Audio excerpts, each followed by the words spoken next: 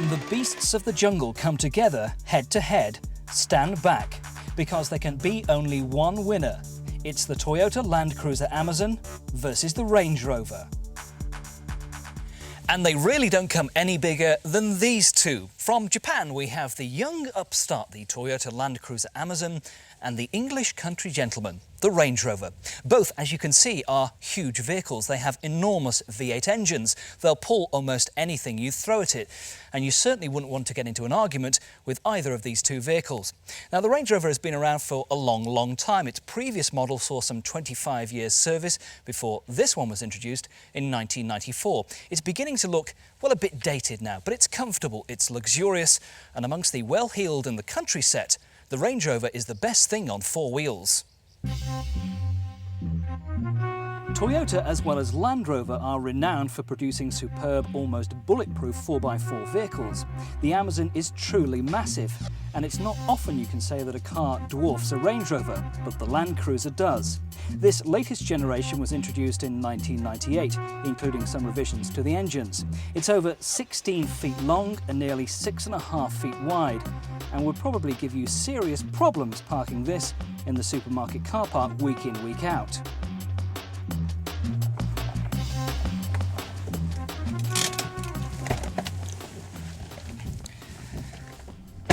Now, both cars benefit from adjustable height control, which means you can vary it to set it higher or lower depending on what sort of terrain you're going, for instance, over rocky roads or wading through water. The Toyota's is not as complex though as the Range Rover's, which benefits from air suspension and gives an unparalleled ride all the way round. The Land Cruiser is the top of the range 4.6 VX V8, produces 232 brake horsepower. You can also have manual options and diesel ones as well with a 4.2 litre engine. Similar sort of thing with the Range Rover, 2.5 BMW diesels, a 4 litre V8, or this 4.6 HSE V8 producing 225 brake horsepower. Now, interior space is interesting in these because that's where the Land Cruiser definitely wins.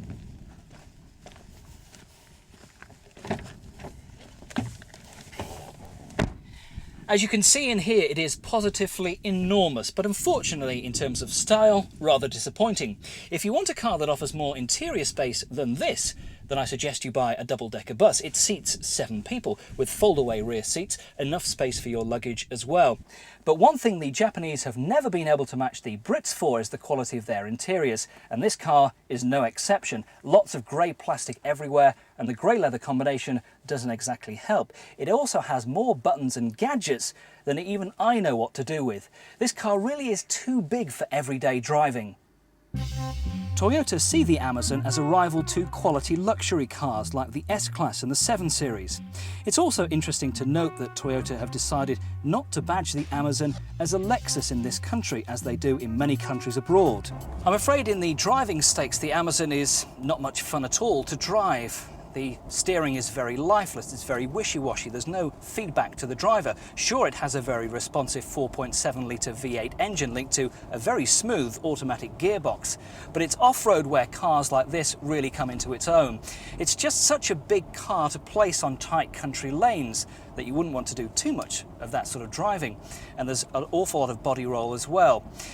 Under the bonnet, of course, is that big V8 engine, which means that this is a thirsty beast. Expect around town to get around 12 miles to the gallon. On the motorway, you might, if you have a light right foot, get close to 20, but don't expect much more. If you wanted a car to drive across the outback of Australia, for instance, which would you choose? Well, the Amazon would certainly be the #1 choice. It is ultra reliable, and unfortunately, the Range Rover is not. If you're driving hundreds and hundreds of miles, you don't want a car that's going to break down on you, and believe me, this won't.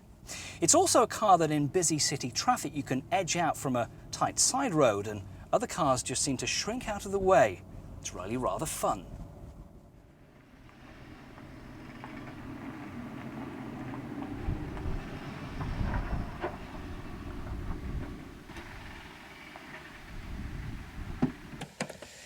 It's funny how two direct rivals in the 4x4 market can be so different. Interior-wise, for me, you just can't beat the Range Rover. It has a great combination of leather, wood and quality plastics. It eludes the air of a gentleman's club with these superb front armchairs. It's not as big as the Land Cruiser, admittedly.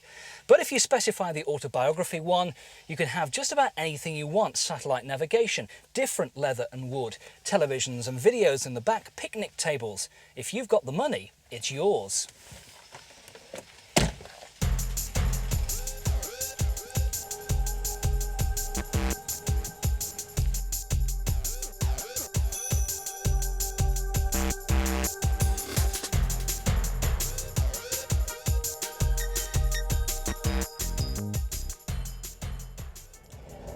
I have to say I'm a big fan of the Range Rover. Sure, it looks a bit outdated these days. It is, after all, due for a change in the next year or so.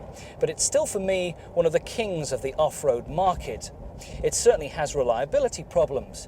There are horrific reports of cars like this, which cost £50,000 new, quite simply bursting into flames. Bits drop off them. Hopefully, the reliability problem will, at some stage, be solved, but don't bet your life on it. It's a great car to drive off-road and on-road as well. It certainly drives and handles better than the Amazon. But of course, cars like this aren't meant to be pushed hard down fast country lanes like sports cars. You just can't expect it to drive like that. But it's a very relaxed, very comfortable, very luxurious cruiser. The most worrying aspect of the Range Rover is fuel consumption. This 4.6 litre V8 engine positively drinks fuel like there's no tomorrow. Around town you might get about 250 miles to the tank. On a long high-speed run, maybe about 350, maybe a touch more. But remember, you've put over £60 worth of fuel in there in the first place. Quite frightening, really. The Land Cruiser is such a robust car. It's great off-road. It's a car that will never let you down. It's just a shame about that poor interior and the sheer size of it. It's not cheap either, £44,000 for that model. Also not cheap is the Range Rover, £50,000 for that HSE. It's a car that, if image is important to you, well, it's certainly a car to be seen in. It'll be interesting to see how Land Rover changed the vehicle at the start of the next century. So for me, just about, it's the Range Rover I'll be driving home in tonight. Seb Drake, who's a builder and lives in Gatwick. At the moment, his van is not suitable for what he needs. He's after a pickup truck, plenty of load space and a cab big enough to carry his family about him. His budget is up to around £16,000, so what vehicles have we picked for him? Hi Seb, nice to meet you. Hi. So what is it you want a pickup truck for then? I need it for work, I need it for pulling power. Yeah. Carry a lot of stuff about from time to time? I do, I've got a van, but I really need a pickup truck. Just literally to pull, to drop things off, big van, difficult to park, whereas something like this would be ideal. And it's a bit different as well, isn't it? It is a bit different. I've never actually thought of having one before, but I'm definitely thinking about it. So what about an American one like this? Not what I'd normally go for, but looking at it, it is nice. It's a mean machine, isn't it? It is not, and I'd imagine big American, big engine. Huge engine in a big huge V8. Downside on that is fuel consumption. Yeah, but we'll have to see. Well, the other two we've got a diesel, so let's go and have a look at one of those first. And the second is the Mitsubishi L200. Which I like. You like these, do you? I do. These have been a big success since they launched them about 3 or 4 years ago. Yeah, you see a lot of them around, and first off, I think this would have to be the one I would go for. High on the list is this one? High on the list, this is what I came for. Yeah. Well, I think the ones we've picked out for you, they've all got double cabs. Now, is that important in terms of the interior space, carrying kids and family bonus. about? Yeah? It's definitely a bonus. At least you can use it at the weekends, take the kids. All-round vehicle. It's an all-round vehicle. Plus it's got some grunt, it's got some loading space for me at work. It's an all-rounder. And the other option you can have on these is the sort of chrome bars around the back with the lights on the top. Fancy that? Yeah, definitely, definitely. You want the works? I want the works. They would have to go on, like you say, spotlights, maybe some on the front. Yeah. Yeah. Okay, have a look at the third one we've picked out for you, Seb. And it's this, it's the Toyota Hilux, or Truckman as it's otherwise known. What do you think of it? I like it. Do you? I like it very much. They've transformed it, reshaped it, it looks brilliant. I mean, they've got a long and, very prestigious history with building pickup trucks, Toyota. I mean, they're very reliable, that's for sure. That plays a big part in it. I mean, being a builder, you need reliability. You don't want this Can't thing to let go wrong, people- do you? yeah, no. Absolutely. And also, this has got the added benefit of the hard top on the back too. That is a good benefit. I like that. Huge amount of It's luggage space, and it's all, you know, it's lockable as well, so it's very secure. Yep, and you can take it off. That's brilliant. It's, Most important thing really is how it drives, so jump in.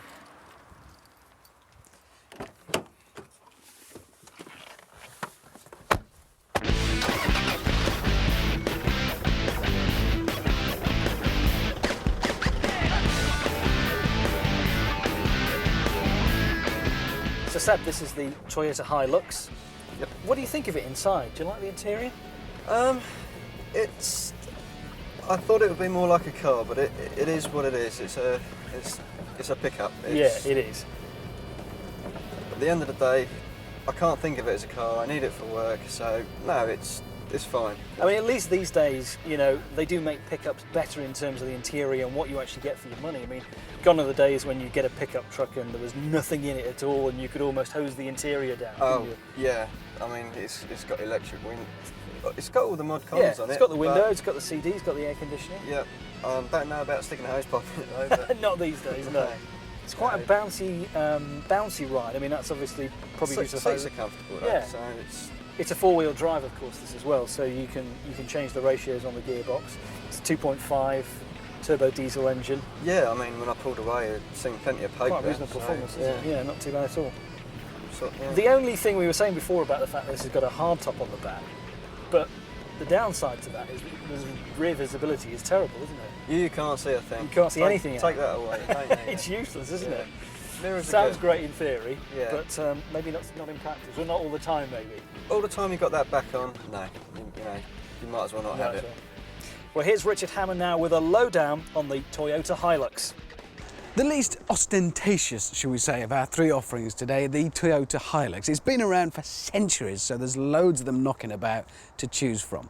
It is very traditionally constructed. It's a proper old farmer's friend, so it's a real chassis with the body bolted on top. That means it will be very, very solid, though it's not very sophisticated. It's leaf sprung at the back, but then most trucks are because it's very, very sturdy. It'll carry a lot of loads.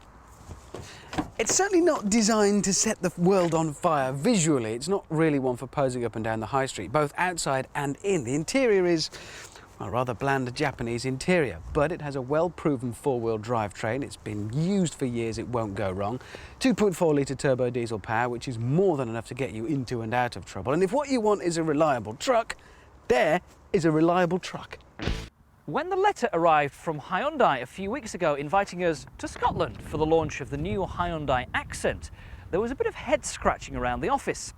The Hyundai Accent, that's a small car. No, it's a medium-sized car. And then sort of whispers started going around the room. Does anyone know what the Hyundai Accent looks like? I mean, be honest, if I said to you, describe the Hyundai Accent, you'd be stuck, wouldn't you? Well, 5 years on from the original launch of the Accent, Hyundai bring us the all-new Accent. Now, as you can see, the resemblance is still there. It's hardly a break from tradition, but this is the new Accent. However, let's not get too far off the point, because what Hyundai buyers are concerned with is not looks, but price, specification and value for money. What Hyundai say you get with the Accent is a C-Class car for the price of a B-Class car. In reality, that means you get something the size of a Ford Focus for the price of a Ford Fiesta. The entry-level 1.3 model will come in at less than £8,000. Something like this 1.5 GLS 5-door will be under £10,000.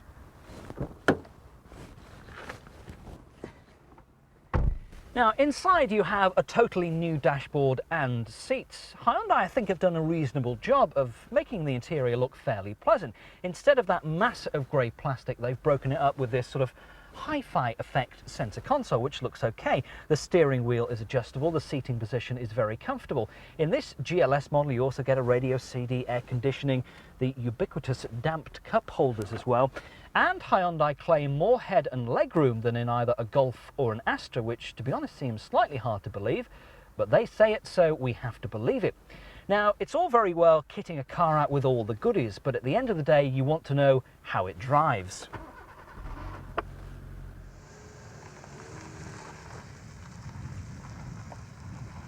So how does the Accent actually drive out on the road? What's it like? Well, not bad at all, to be perfectly honest. At cruising speeds on the motorway, it's very quiet and very refined. There's very little wind noise into the cabin. The engineers have certainly done a good job there. The steering position and driving position is very comfortable too. We found that the clutch is very light, but the gear shift perhaps not quite so. It feels very notchy, particularly the shift down from third into second. Now, we're prepared to give Hyundai the benefit of the doubt. The fact that this car is still brand new, it's only done some 700 miles or so, and maybe it just needs some loosening up. Power in the Accent comes from either a 1.3 petrol putting out 84 brake horsepower or a 1.5 petrol putting out 88 brake horsepower. Both will cover about 40 miles to the gallon, and there's the option of a 4-speed automatic transmission. When trouble is unavoidable, standard driver and passenger airbags and seatbelt pretensioners protect occupants. The new car took just 27 months to develop at a cost of $200 million. Hyundai plans to build 350,000 units a year at the Ulsan No. 1 plant in Korea. In the UK, expect Hyundai sales to be around the 12 to 14,000 units a year. Amazingly, in 1998, the Accent sold nearly 15,000 versions.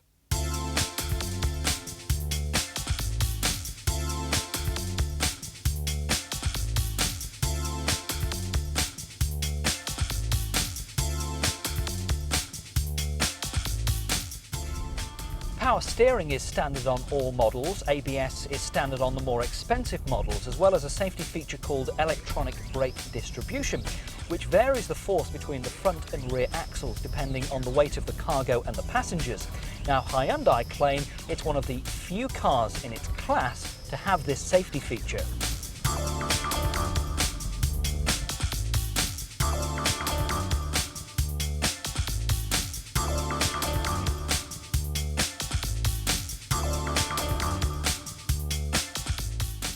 Hyundai say that they've had help from the engineers at Lotus in developing the suspension and ride of the Accent. Although, to be honest, we found after driving on the roads of Scotland the ride to be very wallowy and soft and needed to be a lot firmer.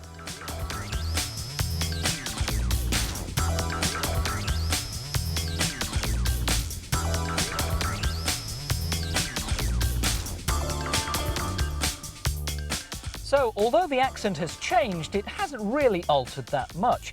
If you're looking for a decent-sized car, a value-for-money car, but without having to pay the high cost of something like a Golf, a Focus or an Astra, then look towards this Accent. Along with a 3-year unlimited mileage warranty, the Accent really is a great all-round package from those very clever people in Korea.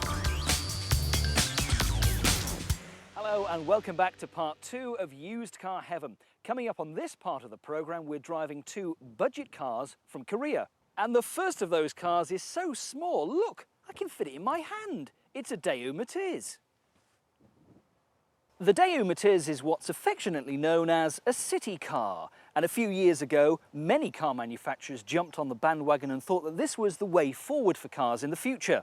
And although it seems quite dinky and quite minute, it's not as small as you might think. Although having said that, it is quite a tall car which gives lots of headroom for passengers. Rear seat passengers are perhaps a little cramped in the rear, and as for the boot, well, I always thought that city cars were designed so that you could go shopping and load all your bags in there. But that boot space just doesn't bear thinking about.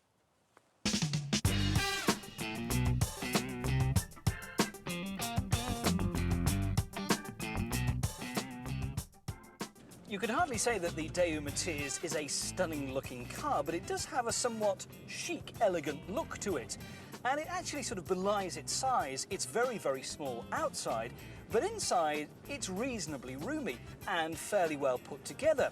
You can imagine certain parts of our community thinking that, you know, they'll take the Daewoo Matiz today rather than go shopping in the Merc because it's just easier to park. And it is quite a reasonable car to drive. The power steering is very good, nicely weighted. The gearbox is not fantastic though. It rather crunches through the gears, particularly when you're changing down. This isn't the sort of car that I want to go a long journey on with 2 or 3 passengers and lots of luggage. However, these cars are incredibly cheap. They're not expensive to buy new. We're talking about £6,500 to £7,000 new, and that means they're also cheap on the used car market too. This car is a year old, it's done 12,000 miles, and you could pick this car up for about £4,500 now. So you're thinking to yourself, what's under the bonnet of this little beauty? Well, it's a mammoth 800cc engine. I think I've seen bigger engines in lawnmowers, but anyway, we won't talk about the power. Well, we will. That's only 50 brake horsepower. 0 to 60 time, you don't want to even know. It kind of gets there eventually. And it'll do a top speed of just about 70 or 80 miles an hour, but by that time, you're really kind of holding on for dear life. I know that the size of a car matters to some people. To me, it doesn't affect me at all. The bigger the better as far as I'm concerned. But I can see why certain people would want something that's small, manageable and easy to manoeuvre. And the Daewoo Matiz certainly seems to fit the bill. Ideal perhaps for a small family or for a retired couple. And at these sort of prices, you can't go wrong. This manufacturer is better known for producing tiny city cars than small sports cars. Inside the tiny exterior is a mid-mounted 698cc turbocharged engine, pumping out 80 brake horsepower, enough to crack 0 to 60 in under 12 seconds, and go on to a top speed of 112 miles an hour. But what will Stephen think of Smart's Roadster? Well, Steve, we thought we'd come up with something very, very different in the form of the Smart Roadster. And this is very different. It's very different. It's very cosy in here for the two of us. It certainly is. There's not a lot of room, is there? I think initially when you sort of look at the car, you think, where's the radio control? You know, Yeah, it does seem did that to thing be... come in the packet of cereals this Yeah, morning? it's a very strange. I was quite surprised to sort of sit down and start driving and you realise there's actually an engine under there. There is an engine somewhere. An engine that picks up a bit, really. I mean, in the sort of horsepower stakes, this thing's got practically nothing. You know, lawnmowers have more than this, but it's such a light car. It's you know, just a lightweight, isn't it? Nippy with a bit of Yeah. Inside, it's well equipped. You've got everything you could possibly want, including heated seats and electric windows, and yes, of course, the open top as well. Open top as well. This is electric. These two side panels come out as well. Right. So we've got scope for a convertible. Yeah. So, I mean, do you think this is worth the money? I mean, these are about sort of £11,000 brand new. So, for £10,000, you're going to get practically a brand new one, almost. Yeah, I think it depends on exactly. I mean, because yes, it's something, you know, looking for at the weekend, but at the same time, you want to be reasonably practical. Could you see yourself in one of these? I could if I had £10,000 just spare. As a second car? As something just to use at the weekend? Just to use primarily for, and because I can imagine it'd be a hell of a lot of fun driving it. Another car that started life under the bright lights of a motor show stand before making its way onto the streets. Unveiled as a concept at the 1999 Frankfurt Motor Show, the Smart Roadster finally made it over to the UK in right-hand drive form this year. The Roadster is available with 2 engines, a 61 brake horsepower 698cc petrol and a more powerful 81 brake horsepower version. There's also a hardtop Roadster Coupe for those who need more than 86 litres of boot space. If you're after a small, fun car, then you must take a look at one of these. At 3.5 metres long, it's a metre longer than the Smart City Coupe, but still minute by hatchback standards. On paper, acceleration isn't anything special, 0 to 60 in around 11 seconds. But it's fun even to drive at slow speeds, and it's economical too. It'll get you 55 miles to the gallon. And because there aren't that many about, it's a bit of a head turner. It just looks so different. So, what should you pay for a Smart Roadster? The car has only been out for a short while, and so second-hand examples are quite scarce. The cheapest cars are coming in at under £9,000, although they will be early left-hand drive imports. Now this rises to over £12,000 for a nearly new car. But let's find out what Stephen thinks of the Roadster. Well, Steve, that's the Smart Roadster, the second car for you. I mean, it looks a bit weird, doesn't it? A bit quirky, but on the road, it's quite good. It's a lot of fun. Yeah. Yeah, it's very strange. I mean, like you say, the gear shift and things like that. But once you get used to it, I think it'll be a great amount of fun. in driving that. What about this as an everyday car, though? Is this a realistic practicality? Completely impractical. I would say so. Yeah. Yeah. As a weekend car, As a weekend car, if you it's could great. afford to have it as a second car, Yeah. it would be ideal, wouldn't it? If you've got the money and you can just go out and say, right, I'll have that as a second car just for the weekend. You know, you pop your bits, pop stuff in the boot, off you go for the day. What about those Formula One? It's fantastic. I've always wanted to do that. It's good, isn't it? This is Jim Reeder. He's a 35-year-old technical director who's looking to spend around £20,000 to £25,000 on a car that's a little more suitable for family life.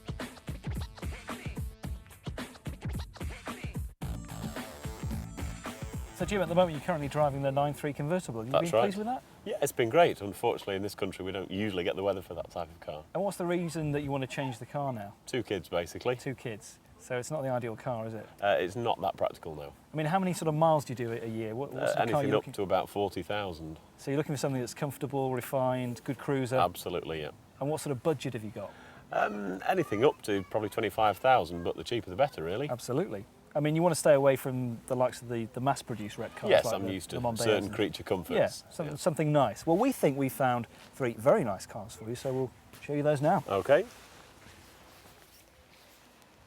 Well, Jim, we've picked out 3 really good executive compact saloons for you today. The first of those is the BMW 3 Series.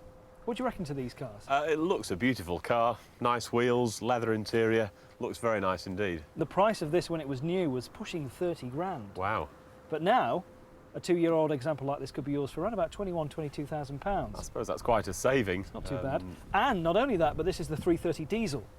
Have you considered a diesel? Would you go for one of those, do you think? Very much so, both for tax reasons with a company vehicle and also economy. So you like the 3 Series? Yes. Well, the second of those cars is the Alfa Romeo 156. Now, this has been around since 1998. It's just had a midlife sort of facelift recently, but there's something about the Alfa, isn't there? Yes, I think it's seen very much as a driver's car. Certainly people that I've spoken to who've owned them or driven them have said it's a great car to drive. It's got a certain style to it. Yeah, looks a nice car. I mean, maybe the only thing that does perhaps let them down is the build quality, but who knows? Well, you get a chance to have a drive of it and see what you think on Great. the road soon. And the final car is, well, probably the newest of the 3. It's the Audi A4, only introduced just over a year ago. What do you reckon to the A4s? It looks a beautiful car from the outside, and certainly in terms of the styling, it does look the most contemporary. The Alfa Romeo is the cheapest of the 3 cars, perhaps unsurprisingly, at just over £13,000. And this is sort of mid-price. I mean, new this would have been around about £21,000. This is a 1.8 turbo sport. It's not the Quattro, but it's a year old. It's done a fairly high mileage in a year, about 30,000, but now it's dropped down to just over 16 grand. That's quite a good price for a relatively new car. And It's a good saving, isn't it? And with the build quality and that sort of mileage, I wouldn't see that as a problem. Wouldn't be any problem. And of course, this is a petrol, whereas the other 2 are diesels. So it'll be interesting to compare how they drive. Yes, it'll be an interesting comparison. Right, well, let's take this one out first. Okay. So, Jim, I don't know about you, but I really like the style of these new Audi A4s. I mean, Yes. they've only been on the market for, well, less than a year now. What do you reckon of them? I've always liked Audis anyway. Yeah, they seem chunky, solid, nice styling. Now, Audi have stuck with the front-wheel drive philosophy for many years, or the alternative to that is to have the full four-wheel drive and go from the Quattro.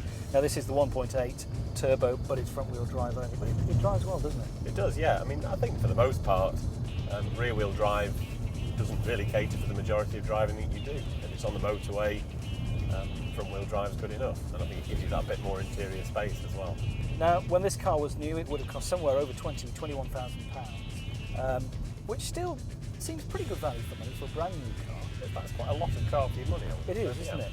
But now with, it's done a fairly high mileage, is it 28,000, something like that? Yep. £16,300. It's a good buy, certainly. It's a lot of car for the money, and I think with the build quality of Audi, £16,000, you're getting a lot of car for that sort of price. If the Alfa 156 is all about fiery Italian fury, then the Audi A4 is all about quiet, discreet designer chic. Whereas the Alfa roars about its style and passion, the Audi A4 walks up quietly, taps you on the shoulder and hands you a very smart business card. The interior oozes quiet elegance and absolute build quality. Outside, those inclined to such flights of fancy will start waffling on about the architectural elements in the design. And it does look very structured, very smart, very solid from all angles. And this is the new A4, so if anything, it looks sharper than ever. But you're not buying a painting here, you don't want to just look at it, you're going to be using it as a car. For your money, you'll get the 1.8T, that means a 1.8 litre petrol engine with a turbo. It's not exactly a rabid racing machine, but it'll quite happily munch away at the motorway miles for intergalactic distances, and it should never miss a beat. As well as reliability, of course, you want practicality. Well, the A4 is a classic saloon car. 4 doors, enough rear seat accommodation and plenty of boot space. So there's absolutely no problem there. Of course, the Audi A4 might just be too discreetly styled, too conservative, too sensible even for your personal preferences. They do seem to be driven mostly by architect types in black polo neck sweaters and trendy German designer glasses. But that is all ultimately a question of personal taste, and that, Jim, is down to you. Hello and welcome back to part 2 of Used Car Heaven. Now in this part of the programme we're going off-road. Now it's difficult clambering along muddy banks like this for us humans, but what about in cars? Well, we've got 2 very good 4x4s to put to the test, both from Land Rover, the Freelander and the Range Rover. Now the Freelander has been on the market for just over 3 years now, and in that time it's been a runaway success for Land Rover. It's a smaller and more compact 4x4 than their other cars, the Discovery and the Range Rover. Now this car, when it was new around about 2.5 years ago, would have cost £22,000, but now it would sell for just over £11,000. It's done a slightly higher mileage, about 45,000, but it's a bit of a bargain. So what do you need to look out for on the Freelander? Well, they've been pretty reliable cars since they were launched. Not too much goes wrong on these cars as long as they've got full service history. One other thing to point out on these sort of cars, and indeed on many cars that you're buying, is colour. Some cars are very colour sensitive. This dark and dreary, dirty blue colour is not a good colour on this car. Whites, golds and solid green colours also bad to buy. They can affect the resale value in the future, whether you're selling it privately or back into the trade. Inside, well, you get all the recruitments. You've got air conditioning, you've got the clever hill descent control system too. Now coming around the back of the Freelander, it's not a bad boot back here. It's not absolutely huge though, and you perhaps might struggle if you're taking 5 adults and all their luggage on holiday. But one clever thing that the Freelander has got is a very clever rear tailgate where the glass portion here goes down automatically using the zapper, so you can load in your shopping bags or things like that. It's very, very clever.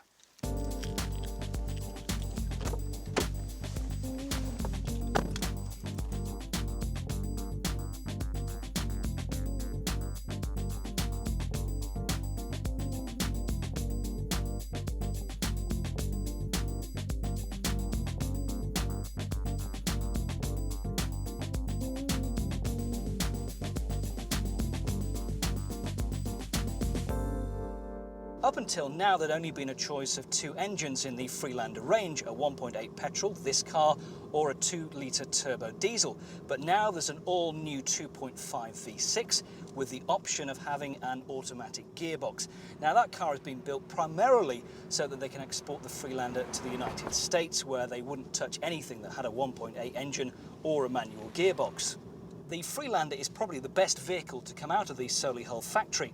It looks good both inside and out, and you can get lots of accessories just to finish off your Freelander into the way that you want it.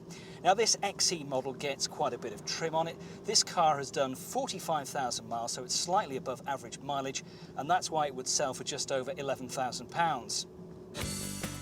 For me, the Freelander has always been a car that offers a lot but somehow fails to hit the mark. I've always been slightly disappointed with the way it drives, but off-road ability and a clever cabin makes the Freelander popular. Residuals are easing now, making it more affordable used. Build quality has become such an important factor these days, not only for car makers, but for we the public. We want the solid, reassuring thud of a door. Dare it be said, at the moment, that's not what you get with the Mercedes A-Class. It just doesn't have a Merc feel to it, whereas the A2 has an Audi feel to it. And in my opinion, at the moment, nobody builds cars better than Audi. Lightweight construction is what this car is all about. Audi's space frame, first used in the superb A8, goes to the masses in the A2. An aluminium body contributes to over 40% weight saving compared to if this car had been made from steel. That's a weight of just 895 kilograms compared to the A-Class, which comes in at nearly 1100 kilograms. Dimensions indicate that the A2 is longer but narrower than the A-Class. And that extra length means more boot space back here. The A-Class has been criticised for not having enough. The A2 gets 390 litres of space like that, or 1,085 litres with those seats folded back down. And remember, this car is shorter than an A3. Now, interestingly, the A2 has been designed to seat just 4 people with individual sculptured seats here in the back, using what Audi call their space floor concept. What that means is that the rear footwells have been set lower than the front ones, thus creating lots of space and lots of headroom too. Inside on the move, the view from each of the seats is absolutely excellent. And what a lot of people buy these sorts of cars for, of course, is the high-up driving position. And it just gives you such a commanding view of the road. As you can see, there's lots and lots of headroom even for somebody like 6 foot tall like me. I guess the main rivals for the A2, well, of course, would be the Mercedes A-Class, but you've also got to look towards something like the Vauxhall Zafira, the Mazda Premacy, Fiat's Multipla, and Renault's Scenic as the most direct rivals. So just who would buy this sort of car? I think people who will be interested in the A2 are people who don't want to sacrifice any of the quality that they would expect from an Audi and the prestige elements of Audi, but also a car which is packaged in a more compact way than we have introduced the car in the past. So it's very good space inside for the exterior dimensions. It makes it a very nimble car, fun to drive, and without compromising on comfort, security, safety and luxury. Final specification has yet to be decided for the UK cars, but expect to see electric windows, height adjustable seats, ABS brakes, alloy wheels as standard, and of course the ubiquitous cup holders. Before we arrived here in the south of France to test the A2, there'd been some criticism back home in some magazines that the A2 suffered from excess noise and a harsh ride, and wind noise coming into the cabin when you were cruising at about 70 miles an hour on the motorway. I have to say that I can find no trace of that whatsoever. We're cruising right now at about 70 miles an hour. It's as quiet as anything. There is no wind noise from any of the pillars, particularly around the A-pillars where you would expect it to come in. It is very quiet. Audi's philosophy is always, Forschung durch Technik is looking for new ways of doing things, and I think this is another good example of not accepting that that's the way to build a car. A car being built with normal steel construction isn't the last word. So at the end of the day, aluminium like this normally wraps up turkeys. But I think the A2 is anything but a turkey.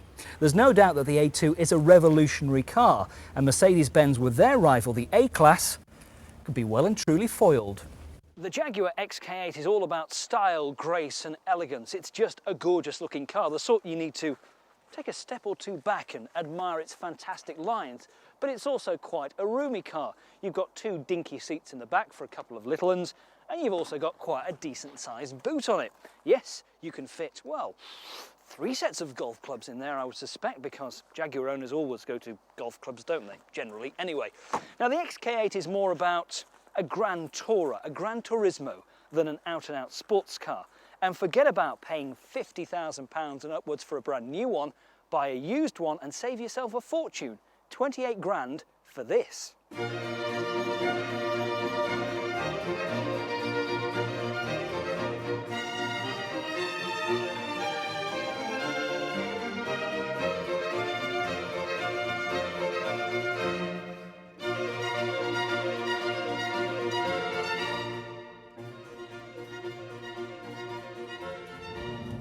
The XK8 was first launched back in 1996, so the earliest examples you would find would be on a P-Reg, and you can choose either coupe or convertible. What's under the bonnet? Well, you get a silky smooth 4-litre V8 engine producing 290 brake horsepower in standard form. I say standard form because there's an even more powerful version called the XKR, which gets a supercharged engine with 370 brake horsepower under the bonnet. And still, these cars are pretty economical considering the sheer size and the weight of these things. you'll get somewhere between 23-24 miles to the gallon, which is not bad for a big car.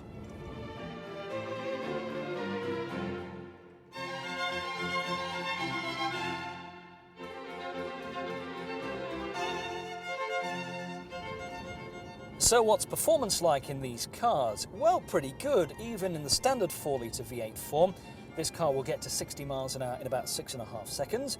The XKR Supercharged will get to 60 in just a shade over 5 seconds, which is very, very quick indeed.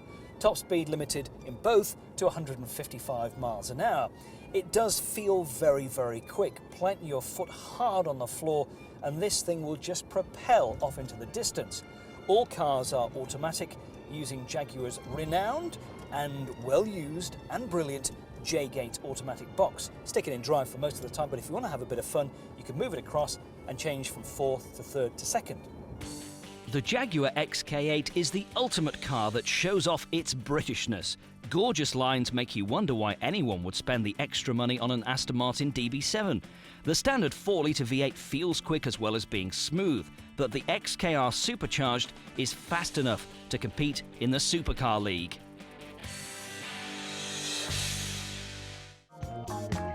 Like the look of the Mercedes-Benz SLK? Well, so do I. The great thing about this car is that it's either a coupe or a soft-top roadster. And you come in, one thing that I forgot to do, and a lot of people forget to do before they can bring the roof down, is to come back here and make sure that that cover is in place like so. And then you can let the roof do its business. Come in here, press and hold onto this button, and it all starts to happen.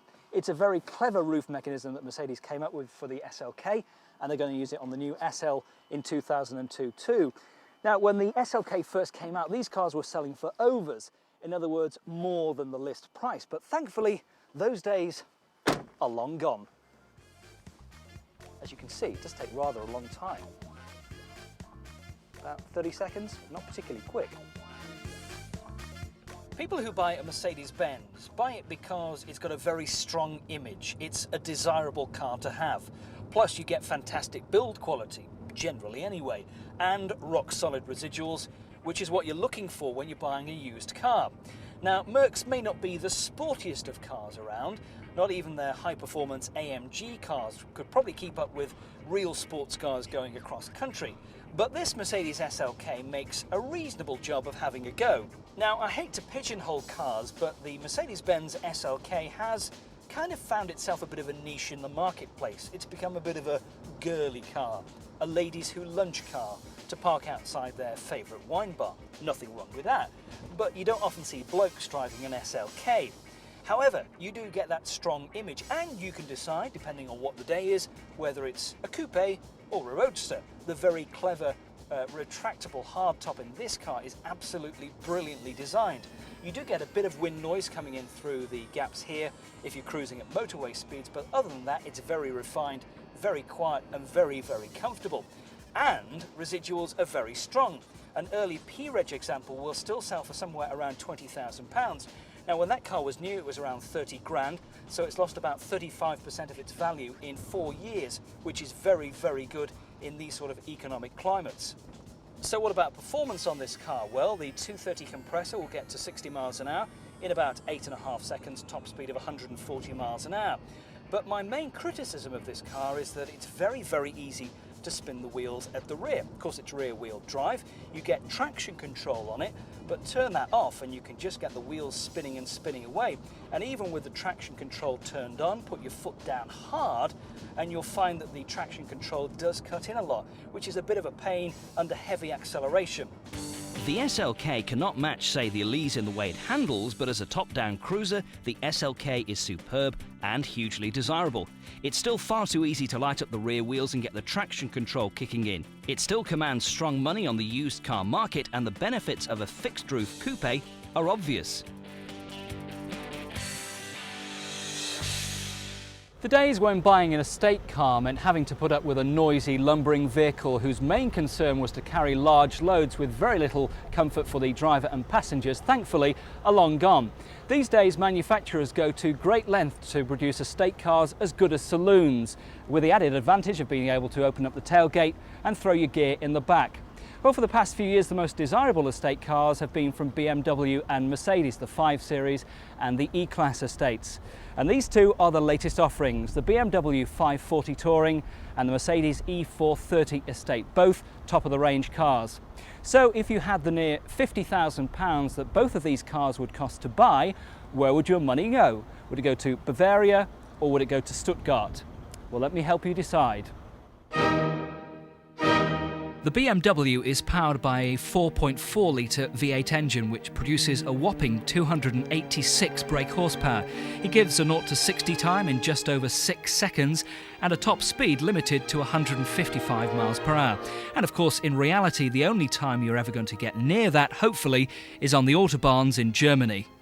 The Mercedes is a 4.3-litre V8 producing 279 brake horsepower, top speed of around 150 miles per hour, and 0 to 60 very respectable, just under 7 seconds.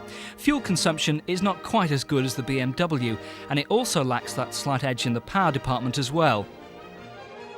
The BMW has the more classy interior for me. Space-wise, it's quite adequate for both rear passengers and luggage space in the boot. And the BMW has the option of this rather smart retractable load floor. So if you put lots of heavy items into your car, this is a great idea.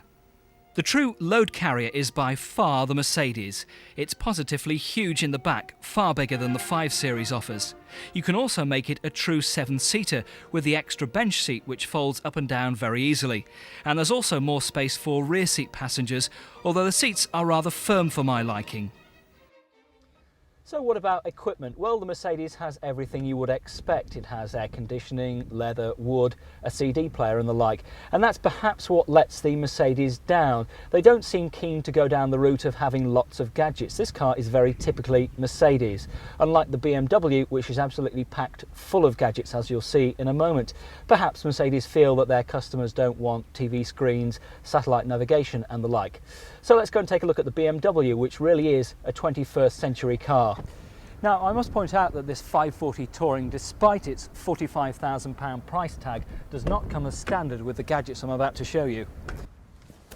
Firstly, the TV screen acts as a menu for just about everything: the speed control, fuel consumption, range, and the controls for the radio. But then you get into the really fun parts, things like the satellite navigation, the television with teletext, and the controls for a GSM mobile phone. I did try out satellite navigation yesterday on a quick route, and it worked very well and was very easy and quick to use. The television with teletext, again, you can only use the television, see the television when the car is stationary, and you have the gear selector in park, but it does work very well. You can tune into your favourite TV programmes, catch up with the latest news and sport on teletext.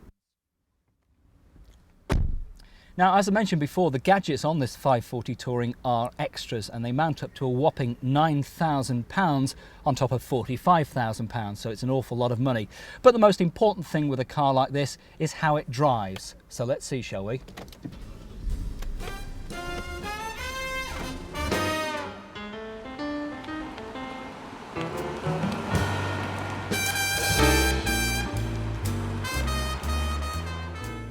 The BMW comes with a choice of manual or automatic gearbox. The manual is 6-speed and the automatic is BMW's Steptronic box. What's Steptronic? Well, it's basically a semi-automatic gearbox. You can drive with the box in D, then simply flick it over and you're in sport mode and change up and down manually, and it really works very well, and personally I love it. It's excellent. There really is a fantastic amount of power in the BMW, and even when you're pushing it hard, fuel consumption is still good for what is a big engine and a V8 at that. The steering, perhaps for me, is a little light and vague at times, and you can't throw the car around like you would a sports car. The ride, though, is what you'd expect from a BMW. It's soft, it's supple, and the suspension is excellent. So, how does the Mercedes drive on the road? Well, the suspension is firm rather than soft, and it doesn't quite involve you enough in the way that the car drives. Steering, again, is a little light and vague at times, but there's plenty of power there. This really is a car that's ideal for cruising on the motorway at speed, and if you can get it up on the autobahn, all the better. Now, you also have the choice of an automatic gearbox on the Mercedes. There's no manual option, and there's certainly no semi-automatic version like on the BMW. And that really is a big disappointment on a car like this. Mercedes, for some reason, seem reluctant to go down the route of introducing a semi-automatic gearbox, and that really is a great shame.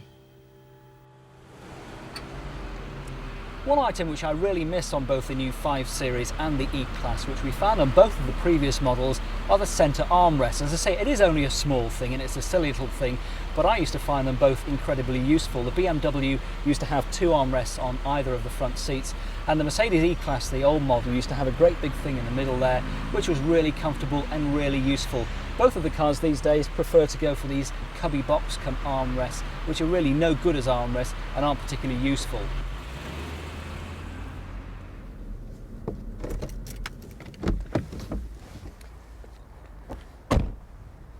So, final impressions on the Mercedes 430 and the BMW 540.